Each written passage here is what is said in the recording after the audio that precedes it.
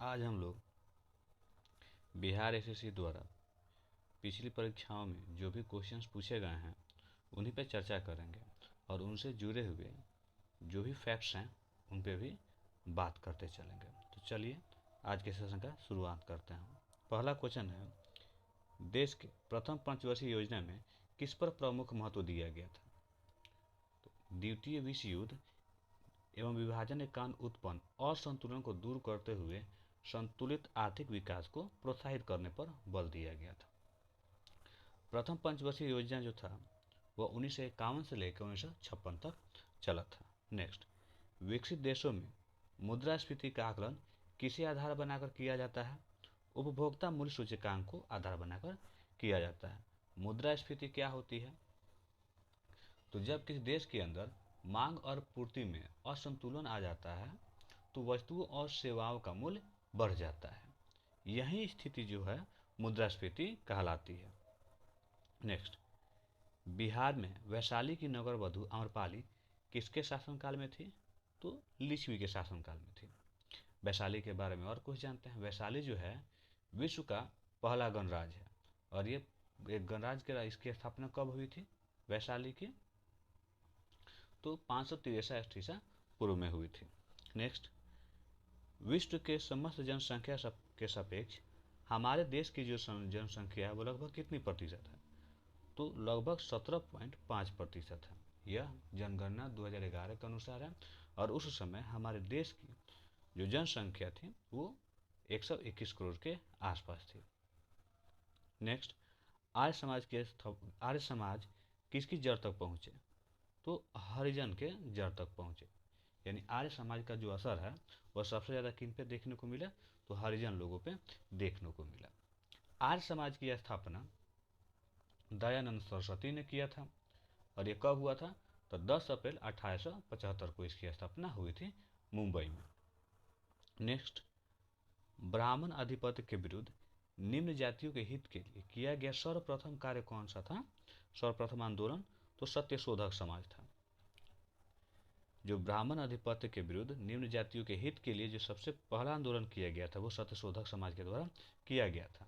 सत्यशोधक समाज की स्थापना किसने की थी? तो ज्योतिबा राव फूले ने की थी। कब? 24 सितंबर 1873 को इसकी स्थापना हुई थी।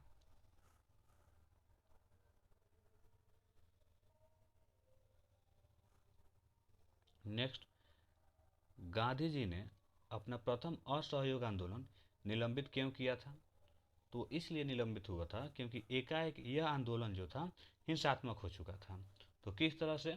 तो उस समय क्या हुआ था कि प्रथम असहयोग आंदोलन निलंबित होने का कारण यह है कि फरवरी 1922 में किसानों के एक समूह ने गोरखपुर जिले के चौरा चौरी गांव में एक पुलिस स्टेशन पर हमला कर दिया था और एक पुलिस स्टेशन में आग लगा दिया गया था। तो उस आग लगने के क्रम में कुछ पुलिस वालों की जलकर मृत्यु हो गई थी। इसी कारणवश गांधी जी ने अपना पहला असहयोग आंदोलन निलंबित कर दिया था।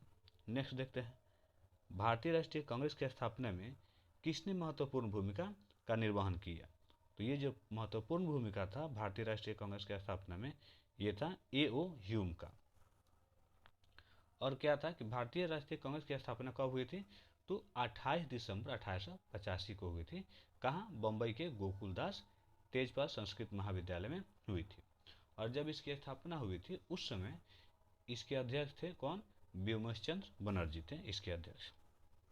नेक्स्ट देखते हैं, इनकलाब जिंदाबाद का नारा किसने दिया था?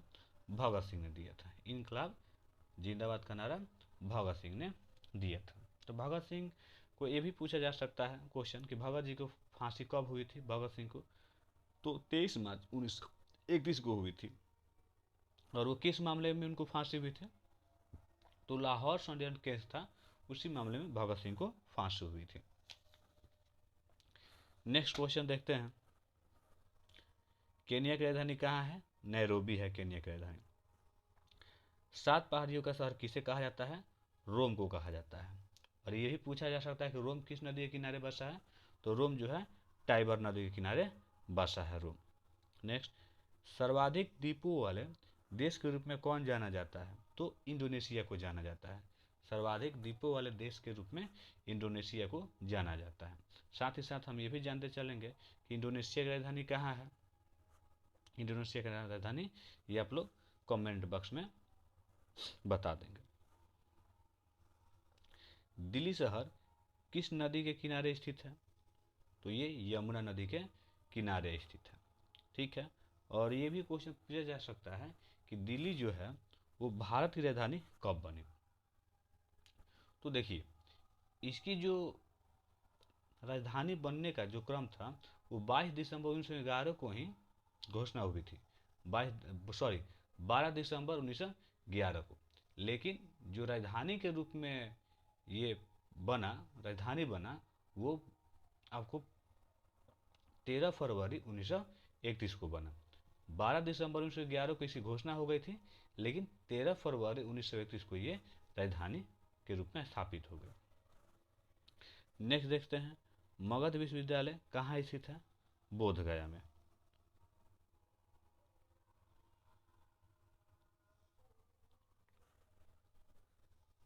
अगला क्वेश्चन देखते हैं, जैन परंपरा के अनुसार अंतिम से एक पूर्व तीर्थकर माने जाते हैं, तो ये थे पार्श्वनाथ।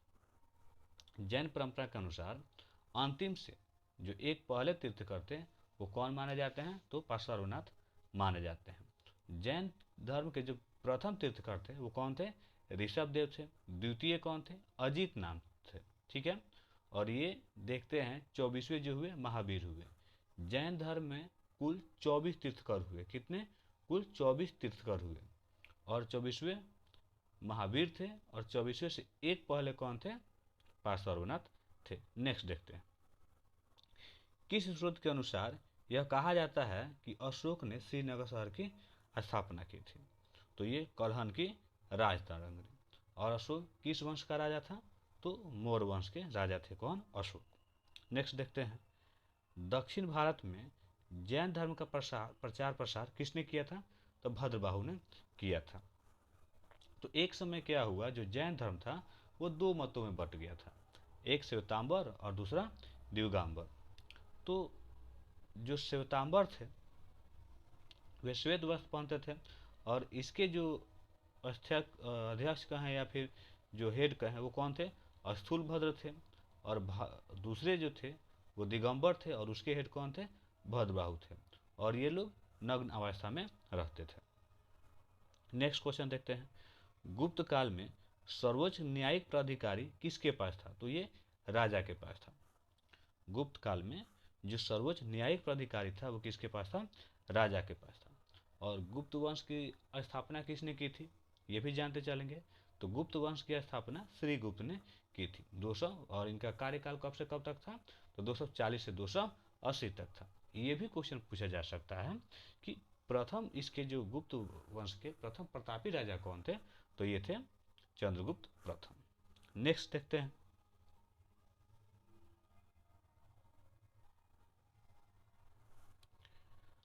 अकबर के शासन काल में विद्वानों की एक समूह ने महाभारत का संस्कृत से फारसी भाषा में अनुवाद किया।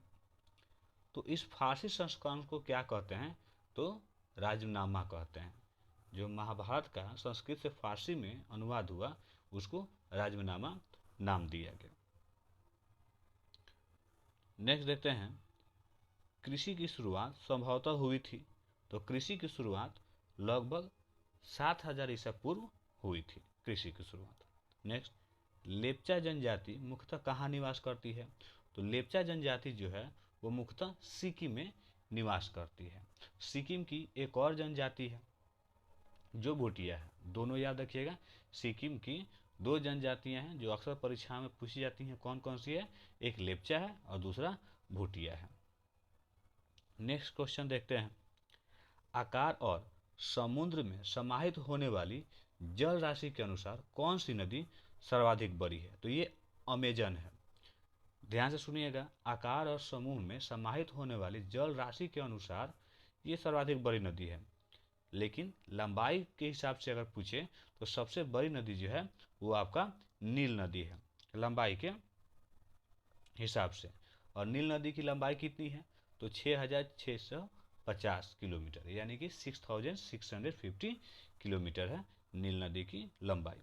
नेक्स्ट क्वेश्चन देखते हैं, किसके समकालीन ब्राह्मणवादी विश्वास में बुद्ध ने पूर्ण आस्था व्यक्त की? तो ये जीवन चक्र।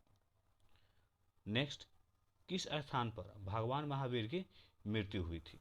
तो भगवान महावीर की मृत्यु पावापुरी स्थान पे हुई थी। और इसके साथ एक और चीज़ जान जाते हैं कि भगवान महावीर की जो जन्म हुई थी वो कहाँ पे हुई थी? तो इनका जन्म वैशाली के कुंडग्राम नामक स्थान पे हुआ था। मृत्यु पावापुरी में और जन्म कुंडग्राम में, वैशाली के कुंडग्राम में। नेक्स्ट, विज्ञान दिवस किस तिथि को मनाया जाता है? तो 28 फरवरी को। नेक्स्ट, बिहार का कौन सा जिला निम्नतम क्षेत्र वाला है? यानी कि बिहार का सबसे छोटा जिला कौन है? शेखपुरा। और बिहार का सबसे बड़ा जिला तो वो है पश्चिम चंपारण। नेक्स्ट देखते हैं, हमारे देश के किस राष्ट्रपति ने सियाचिन ग्लेशियर का प्रथम बार दौरा किया? तो वो थे डॉक्टर एपीजे अब्दुल कलाम। और एपीजे अब्दुल कलाम भारत के कौवे राष्ट्रपति थे? तो ये 11वें राष्ट्रपति थे, याद रखना होगा। एपीजे अब्दुल कलाम भारत के 11वें राष्ट्रपति थे। नेक्स्ट, शिक्षा जो मूलतः राज्य का विषय था समवर्ती सूची में स्थापित किया गया तो कौन से संशोधन के द्वारा? तो 42वें संशोधन द्वारा। तो 42वें संशोधन द्वारा शिक्षा को जो राज्य सूची से हटा के समवर्ती सूची में स्थापित कर दिया गया। और 42वां संविधान संशोधन किस वर्ष लागू किया था, यानी किस वर्ष हुआ था 42वां संविधान संशोधन? तो 1976 यानी 1976 में 42वां संविधान संशोधन हुआ था। नेक्स्ट, भारतीय संविधान में संशोधन का प्रावधान है तो किस अनुच्छेद में है? तो अनुच्छेद 368 में, यानी 368 में संविधान संशोधन का प्रावधान है। नेक्स्ट, भारत में पंचायती राज संस्थान अपने कोष मुख्यतः प्राप्त करता है तो कहाँ से? तो सरकारों से, सरकारी अनुदानों से। यानी कि पंचायतों के लिए जो भी योजनाएं आती हैं तो इनको वो पैसा कहाँ से मिलता है? तो सरकारी अनुदान से मिलता है। तो पंचायती राज की बात हुई तो पंचायती राज से जुड़े कुछ और तथ्य जान लेते हैं। जो पंचायती राज था वो किस समिति के अनुशंसा पे लागू हुआ? तो बलवंत राय मेहता के अनुशंसा पे लागू हुआ था। और बलवंत राय मेहता को पंचायती राज का जनक भी कहा जाता है। ठीक है। इसके अलावा एक और प्रश्न पूछा जाता है इससे रिलेटेड कि पंचायती राज जो है सबसे पहले कहाँ लागू हुई थी? तो ये राजस्थान के नागौर में 2 अक्टूबर 1959 यानी कि अक्टूबर 2 1959 को लागू हुआ था राजस्थान के नागौर में सबसे पहले। उसके बाद आंध्र प्रदेश में लागू हुआ था ये दूसरी बार, मतलब उसके बाद प्रथम हुआ और द्वितीय वहाँ पे। चलिए नेक्स्ट देखते हैं, स्वतंत्र भारत का प्रथम गवर्नर जनरल कौन था? लॉर्ड माउंटबेटन, स्वतंत्र भारत का। और ऐसे केवल भारत का प्रथम गवर्नर जनरल कौन था? तो लॉर्ड विलियम बेटिंक था। और उसका कार्यकाल कब से कब था? तो लॉर्ड विलियम बेटिंक जो थे वो 1828 से लेके 1835 तक कार्यकाल था। नेक्स्ट देखते हैं, गोबर गैस का मुख्य घटक है तो कौन सा? मीथेन। नेक्स्ट, भारत का संविधान अंगीकृत हुआ या अस्तित्व में आया कब? तो 26 नवंबर 1949 को, यानी कि 26 नवंबर 1949 को। तो 26 जनवरी 1949 को क्या किया गया था? संविधान के कुछ धाराओं को या कुछ अनुच्छेदों को लागू कर दिया गया था और पूर्णतः संविधान को 26 जनवरी 1950 को लागू किया गया था। और 26 जनवरी को ही क्यों?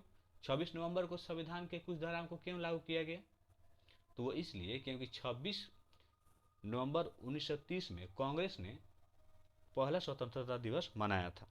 इसी वजह से 26 नवंबर को संविधान के कुछ अनुच्छेदों को लागू कर दिया गया था। नेक्स्ट देखते हैं, भारत के संविधान को किसने अंगीकृत किया? तो संविधान सभा में भारत की जनता के प्रतिनिधियों ने अंगीकृत किया। संविधान निर्माण की प्रक्रिया में कितना समय लगा? 2 साल 11 महीना और 18 दिन। और इसमें कितना खर्च हुआ था ये आप लोग कमेंट बॉक्स में जवाब देंगे इसका। नेक्स्ट, संविधान के अनुच्छेद 352 के अंतर्गत निलंबित नहीं किया जा सकता है क्या? जीवन का अधिकार।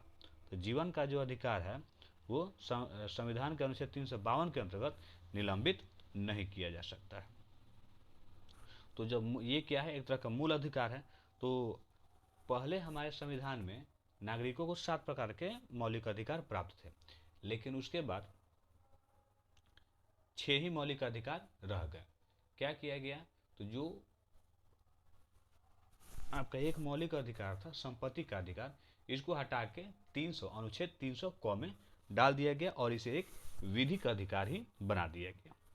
नेक्स्ट देखते हैं, मौलिक अधिकार किस प्रकार निलंबित किया जा सकता है।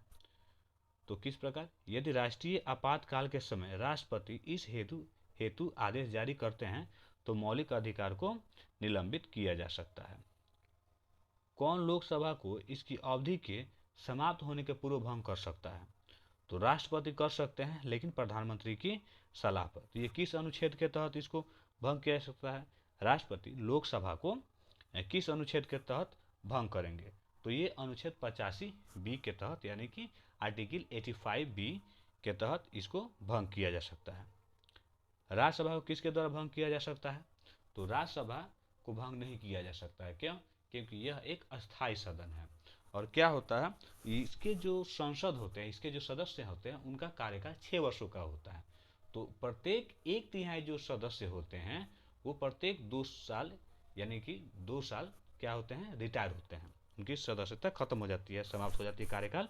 तो इसलिए ये कभी भंग नहीं होता है, ये एक अस्थायी सदन है। नेक्स्ट, राज्य के राज्यपाल अपने कार्य हेतु उत्तरदायी होते हैं। तो ये राष्ट्रपति के प्रति उत्तरदायी होते हैं।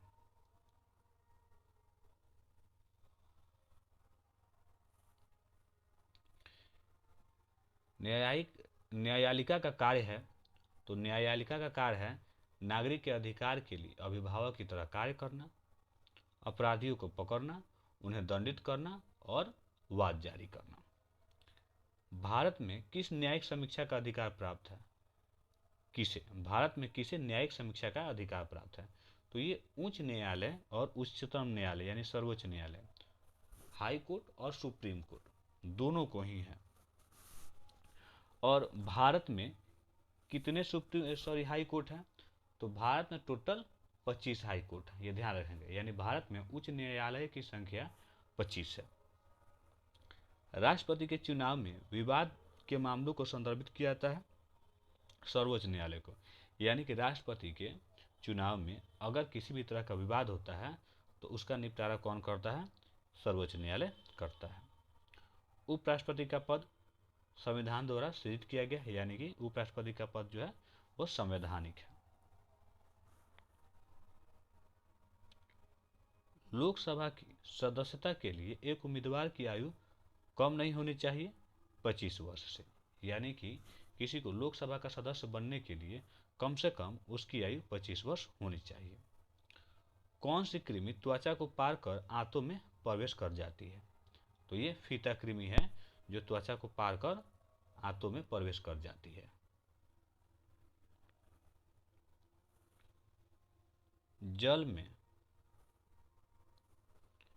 जल में ऑक्सीजन मांग की अधिकतम मात्रा कितनी होनी चाहिए, तो 3 ml पर लीटर।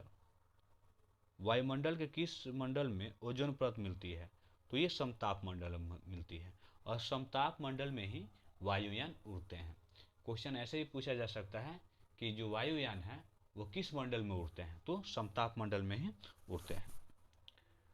भारत में हरित क्रांति में सर्वाधिक किस पर प्रभाव पड़ा, भारत में हरित क्रांति में सर्वाधिक किसे प्रभावित किया, यानी हरित क्रांति ने किसे प्रभावित किया, तो गेहूं की फसल को। तो एक और क्वेश्चन है कि हरित क्रांति के जनक किसे कहा जाता है, तो एम.एस. स्वामीनाथन को हरित क्रांति का जनक माना जाता है, एम.एस. स्वामीनाथन को। देश में ऑपरेशन फ्लड की शुरुआत या ऑपरेशन फ्लड की शुरुआत का श्रेय किसे दिया जाता है, तो डॉक्टर वर्गीस कुरियन को। और ऑपरेशन फ्लड किससे संबंधित है, तो ये दुग्ध उत्पादन से संबंधित है ऑपरेशन फ्लड।